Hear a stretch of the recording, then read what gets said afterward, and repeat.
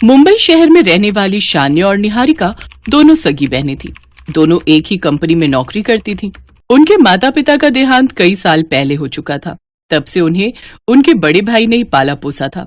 शान्या और निहारिका दोनों ही गोरी थीं और दिखने में बहुत ही सुंदर थी, इसलिए उन्हें अपने गोरेपन का बड़ा घमंड था। एक रोज ऑफिस से लौटते वक्त, चल ना निहारिका, उस कैफे में चलते हैं, मेरा बड़ा मन हो रहा है कोल्ड कॉफी पीने का। देखना गर्मी भी कितनी है। हाँ गर्मी तो है, तो चल फिर चलते हैं। दोनों उस कैफे में पहुंच जाती हैं जहां वो कोल्ड कॉफी का ऑर्डर देती है। कुछ देर बाद वहां एक काला सा वेटर कॉफी लेकर आता है। मैडम ये रहा आपका ऑर्डर। छी, ये कैसा काला कलूटा लड़का इन कैफे वालों ने रखा हुआ है। मेरा तो सारा मूड ही ऑफ हो गया। सच में यार, ऐसे लड़के किसी कॉफी शॉप में नहीं बल्कि म्युनिसिपल डिपार्टमेंट में कचरा उठाने के लिए होने चाहिए या नाली साफ करने के लिए। क्या काले लोग इंसान नहीं होते? ऊपर वाले ने आपको गोरा बनाया है, इसका मतलब ये नहीं कि आपको अपने रूप पर घमंड होना चाहिए। ये सुनकर दोनों बहनों को गुस्सा आ जाता है और वो कोल्ड कॉफी का गिलास उस लड़के के मुंह पर दे मारती हैं। तू 2 टके का वेटर हमसे बहस करेगा? काला कौवा कहीं का, औकात देखिए तूने अपनी। हमें नहीं पीनी ऐसी जगह कॉफी जहाँ काले लोग काम करते हो। चल निहारिका। इसी तरह दोनों गोरी बहनों को काले लोगों से बेहद ही नफरत थी। मिहिर उनको अपनी ये आदत सुधारने के लिए अक्सर कहता था, लेकिन वो दोनों उसकी नहीं सुनते थे। एक रोज उनका भाई मिहिर उन दोनों से, निहारिका, शान्या, अब तुम दोनों जवान हो गई हो, अपने पैरों पर खड़ी हो गई हो, तो अब मैं चाहता हूँ कि तुम दोनों के हाथ पीले कर दूं और अपना फर्ज पूरा कर लूं। भैया बड़ी जल्दी है आपको हमें यहाँ से भगाने की, लेकिन हम भी आपका पीछा नहीं छोड़ेंगे।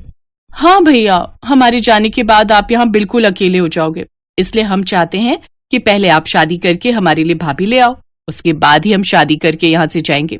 इसलिए आप अब जल्दी से गुड लुकिंग गोरी सुंदर सी भाभी ले आइए। उनकी ये बात सुनकर मिहिर मुस्कुरा देता है। फिर कुछ दिन बाद उनके दरवाजे की घंटी बजती है। शान्या दरवाजा खोलती है तो सामने मिहिर गले में वरमाला डाले खड़ा होता है। उसके साथ एक काले रंग की लड़की अंजलि वरमाला डाले खड़ी थी। भैया आप ये किस काली लड़की को घर ले आए हैं?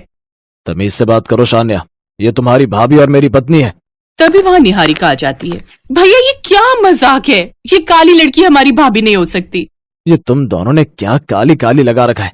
और इंसान का दिल से सुंदर होना जरूरी है, आखिर रंग में क्या रखा है? भैया अपना नहीं, कम से कम हमारी इज्जत का तो ख्याल किया होता। हम इतनी सुंदर और कहाँ ये काली कोयल। हमने एक बार कह दिया तो कह दिया, हमें ये काली भाभी नहीं चाहिए, मतलब नहीं चाहिए। हाँ, हमें काली भाभी बिल्कुल भी नहीं चाहिए। वो दोनों गुस्से में अपने कमरे में चली जाती हैं, जिसके बाद मिहिर अंजलि से अपनी बहनों के बर्ताव के लिए माफी मांगता है। मिहिर, वो दोनों मेरी ननद हैं और मुझसे छोटी भी। मुझे उनकी बातों का बिल्कुल भी बुरा नहीं लगा, और तुम देखना मैं उन दोनों को इतना प्यार और अपनापन दूंगी कि वो दोनों मुझसे बहुत प्यार करने लगेंगी। अगले दिन सुबह जल्दी उठकर अंजलि घर के सारे काम निपटाती है, फिर अपनी नंदों के लिए बड़े प्यार से चाय और पकौड़े तल कर ले जाती है। गुड मॉर्निंग मेरी प्यारी प्यारी नंदो, देखो तुम्हारी भाभी तुम्हारे लिए प्याज और पनीर के पकौड़े बनाकर लाई है। लेकिन निहारिका गुस्से में चाय के कप और पकौड़े गिरा देती है। थोड़ी चाय अंजलि के हाथों पर भी गिर जाती है। मेरा हाथ। निकलो अब हमारे कमरे से और दोबारा से अपनी ये काली शक्ल लेकर हमारे रूम में मत आना। अंजलि रोती हुई वहां से चली जाती है, लेकिन फिर भी वो उनके दिल में जगह बनाने की अपनी कोशिश नहीं छोड़ती।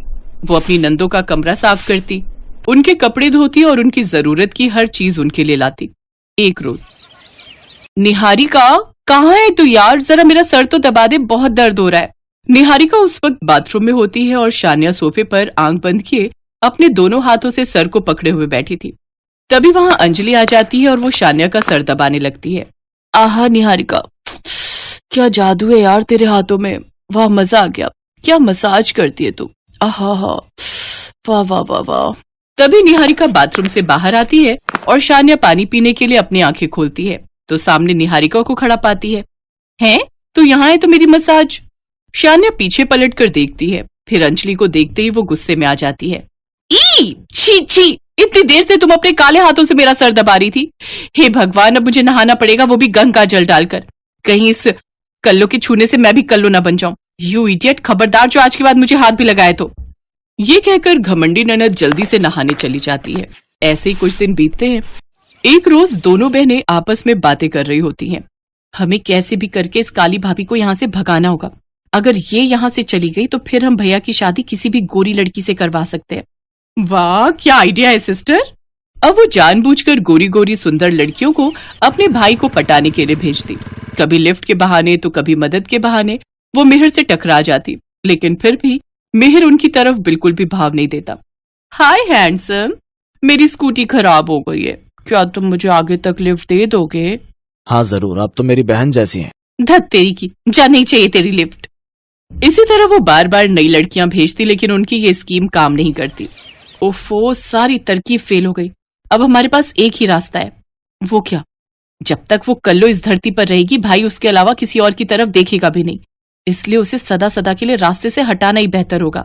अगले दिन निहारिका और शान्या अंजलि को बहाने से छत पर बुलाती हैं और उसे वहां से धक्का देने ही वाली होती हैं कि तभी वहां मिहिर आ जाता है और अंजलि को बचा लेता है। शर्म नहीं आती तुम्हें? भला उसके काले रंग की वजह से तुम आज उसकी जान लेने पर उतर आई। अगर तुम्हें मेरी काली पत्नी से इतनी ही प्रॉब्लम है ना, तो ठीक है, मैं आज ही इसके साथ ये घर छोड़कर जा रहा हूँ। मैं तुम दोनों की माँ बनकर तुम्हें प्यार देना चाहती थी, लेकिन आज तो तुम दोनों मेरी जान लेने पर ही उतारू हो गई। अगर तुम मुझे मार सकती हो तो कल को अगर मेरा बच्चा काला पैदा हुआ तो तुम तो उसे भी नहीं छोड़ोगी। अब हम यहाँ नहीं रहेंगे मिहिर। फिर दोनों बहनों को अपनी गलती का एहसास हो जाता है और वो अंजलि और मिहिर से माफी मांगती हैं। वो दोनों भी उसे माफ कर देते हैं। उस दिन के बाद से शान्या और निहारिका काले गोरे में भेद करना छोड़ देती हैं। अरे, तुम्हें कोई और काम नहीं है क्या? अब जाओ यहाँ से। महिमा, तेरी ननद तो कमाल है यार, देखना कितनी सुंदर मेहंदी लगाई है इसने। अब इन सबको भी कामनी से ही मेहंदी लगवानी है तो लगवा देना। हाँ हाँ, क्यों नहीं, घर में इतने सारे काम पड़े हैं और ये महारानी बस यहीं बैठकर टाइम पास करती रहे। कामिनी। हाँ भाभी। भाभी की बच्ची, फौरन उठ यहाँ से और रसोई में जाकर बर्तन धो। एक बर्तन नहीं है खाना परोसने को। ठीक है भाभी, बस ये हाथ। तुझे सुनाई नहीं दिया? फौरन उठ यहाँ से। महिमा कामिनी के बड़े भाई की पत्नी थी और ये फंक्शन उसके छोटे भाई राहुल की शादी का था। राहुल की शादी जिस लड़की से होने जा रही थी उसका नाम माधुरी था। माधुरी एक पढ़ी लिखी और बहुत पैसे वाले घर से थी। कामिनी दोनों भाइयों से छोटी थी। एक हादसे में कामिनी के माता पिता गुजर गए थे और परिवार में बस ये दो भाई और उनकी छोटी बहन कामिनी ही रह गए। बड़े भाई रोहन की शादी महिमा से हुई। महिमा बहुत गोरी थी पर दिल की उतनी ही काली, जबकि कामिनी का रंग जरूर काला था लेकिन मन की बहुत साफ और स्वभाव से बहुत ही सीधी थी, जिसका फायदा महिमा खूब उठाती थी। वो कामिनी से एक नौकर की तरह घर का सारा काम करवाती थी और कभी सीधे मुंह बात तक नहीं करती थी, और कामिनी ये सब चुपचाप सह रही थी। और फिर, मुबारक हो महिमा, अब तो तुम जेठानी बनने जा रही हो। हाँ, पता नहीं कैसी देवरानी मिलेगी, देवर जी ने खुद पसंद की है। सुना है नई बहू बहुत गोरी है, तुमसे भी ज्यादा गोरी है क्या? महिमा ने उस औरत के सवाल का कोई जवाब तो नहीं दिया, लेकिन अंदर ही अंदर उसे भी इस बात की चिंता खाए जा रही थी। असल में महिमा का मायका भी अच्छा खासा अमीर था और इस बात का घमंड उसे हमेशा से था। कामिनी के काले रंग की वजह से वो हमेशा उसका मजाक उड़ाती थी और उसे दबा कर रखती थी, लेकिन अब नई देवरानी को लेकर उसके अंदर असमंजस था। दूसरी तरफ कामिनी को अपनी नई भाभी से काफी उम्मीदें थी। शादी का फंक्शन अच्छे से निपट गया और फिर, छोटी भाभी गुड मॉर्निंग। अरे कामिनी, तुम क्यों चाय बनाकर लाई? मैं बना देती ना। नहीं नहीं भाभी, रोज सुबह चाय तो मैं ही बनाती हूँ सबके लिए, एकदम स्पेशल वाली। आप पीकर देखिए ना। सच में बहुत ही अच्छी चाय है। और खाना खाना कौन बनाता है रोज? मैं ही बनाती हूँ, नाश्ता, लंच और फिर डिनर। तो अब आप भी जल्दी से तैयार हो जाइए शेफ कामिनी के हाथों का खाना खाने के लिए। अच्छा ठीक है। वैसे बड़ी भाभी वो कुछ नहीं बनाती, मेरा मतलब है खाना वगैरह। बनाती है ना कभी कभी, जब उन्हें मेरे हाथ का कुछ पसंद नहीं आता। कामिनी और माधुरी बात कर ही रहे थे कि तभी महिमा कमरे के बाहर से ही जोर से चिल्लाई, अरे ओ कामिनी, कहाँ मर गई? मेरी चाय कहाँ है? छोटी भाभी मुझे जाना होगा, बड़ी भाभी उठ गई हैं, अब मैं उन्हें चाय देकर आती हूँ। इतना कहकर कामिनी हड़बड़ाहट में वहां से चली गई और ये सब देखकर माधुरी को अच्छा नहीं लगा। खासकर कामिनी से महिमा का बात करने का तरीका उसे बहुत ही खराब लगा। हालांकि वो उस वक्त चुप ही रही क्योंकि अभी वो खुद घर में नहीं थी, लेकिन वक्त के साथ उसे सब कुछ समझ आ गया कि महिमा एक नंबर की घमंडी और धौंस जमाने वाली औरत थी।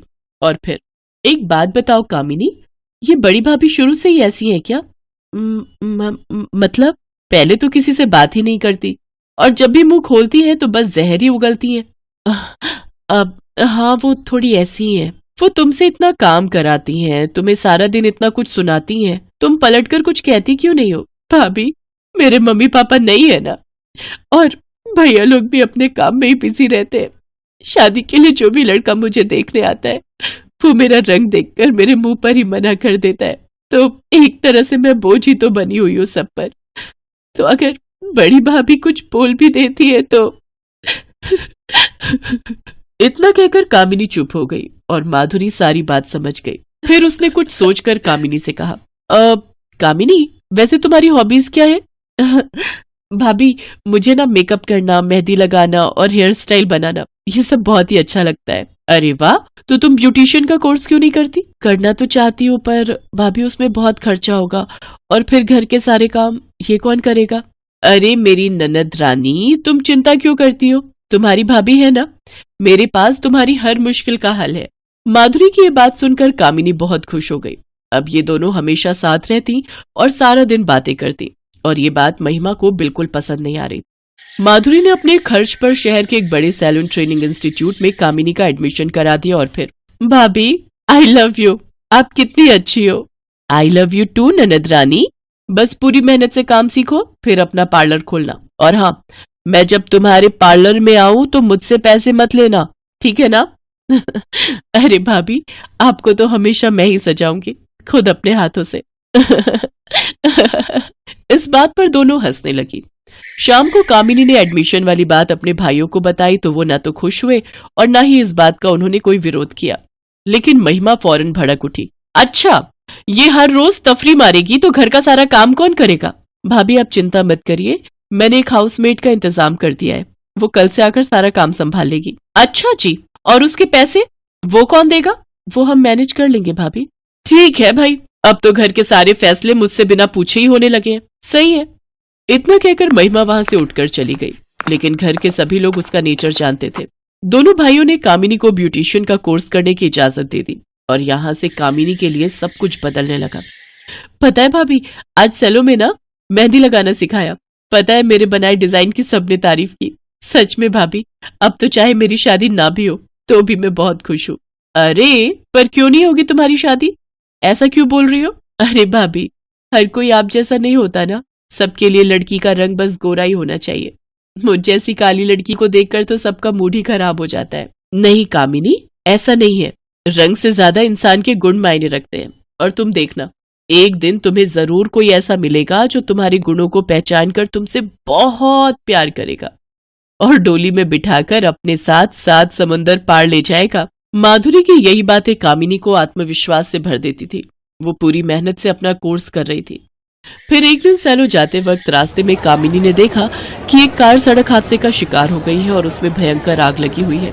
उस कार के अंदर एक बुढ़िया मदद के लिए पुकार रही थी, लेकिन वहां मौजूद लोगों में से किसी में भी आग की लपटों के बीच जाने की हिम्मत नहीं थी। तब कामिनी ने हाथ में एक कपड़ा लेकर बहुत ध्यान से कार का जलता हुआ दरवाजा खोला और उसमें से बूढ़ी महिला को बाहर निकाल लिया। उस महिला की हालत काफी खराब थी। कामिनी ने फौरन एक ऑटो बुक किया और महिला को लेकर अस्पताल पहुंची। रास्ते में वो महिला को हिम्मत बंधाती रही और उनके घावों को साफ भी करती रही। फिर अस्पताल में, चिंता मत कीजिए, माइनर बर्न है, मैं इन्हें देख लेता हूँ, तब तक आप काउंटर पर मेरे पास पैसे नहीं है डॉक्टर। जैसे ही कामिनी ने ये बात कही, उस घायल महिला ने फौरन अपने पर्स में से एक कार्ड निकालकर कामिनी को दिया और कहा, बेटी ये लो, इसमें मेरे पोते का नंबर है, उसे फोन करके बुला लो। उस कार्ड पर एक नाम लिखा हुआ था, राज सिंघानिया, जिस पर कामिनी ने बिल्कुल भी ध्यान नहीं दिया, बल्कि उसमें लिखे नंबर पर फौरन फोन मिलाया। और फिर कुछ ही देर में एक लंबी सी गाड़ी अस्पताल के बाहर आकर रुकी और उसके अंदर से एक हैंडसम लड़का बाहर निकला। वो भागकर अपनी दादी के पास गया। फिर सब कुछ जानने के बाद उसने कामिनी से कहा, मैं किन शब्दों में आपका शुक्रिया अदा करूं? नहीं, उसकी कोई जरूरत नहीं, आप बस अपनी दादी का ख्याल रखिए। आपको पता है, मेरी दादी मेरे लिए लड़की देखने जा रही थी। उन्होंने मुझसे भी साथ चलने को कहा था। अगर मैं उनके साथ चल पड़ता तो शायद ये हादसा नहीं होता। अरे हाँ, अब वो लड़की तो मैं देख नहीं पाई, लेकिन बेटा ये गुड़िया मुझे बहुत अच्छी लगी। अब तेरा क्या ख्याल है? हैं बेटा, ये बिल्कुल वैसी ही है जैसी तुझे चाहिए, सीधी साधी लेकिन बहुत ही गुणी और समझदार। दादी की बात सुनकर राज ने कामिनी की तरफ ध्यान से देखा और फिर उसने धीरे से कामिनी से कहा, मेरा ख्याल तो बहुत नेक है, लेकिन आपका क्या ख्याल है? राज की बात सुनकर कामिनी को माधुरी की बात याद आ गई, जो आज उसके सामने सच साबित हो रही थी। राज सिंघानिया वही लड़का था जो कामिनी की काली सूरत को नहीं बल्कि उसकी खूबसूरत सीरत को देख रहा था और उससे शादी भी करना चाहता था। पहली बार कामिनी को किसी ने सामने से इस तरह का सवाल पूछा था, जिसका जवाब देने में कामिनी हिचकिचा तो रही थी, लेकिन उसके शर्माते चेहरे ने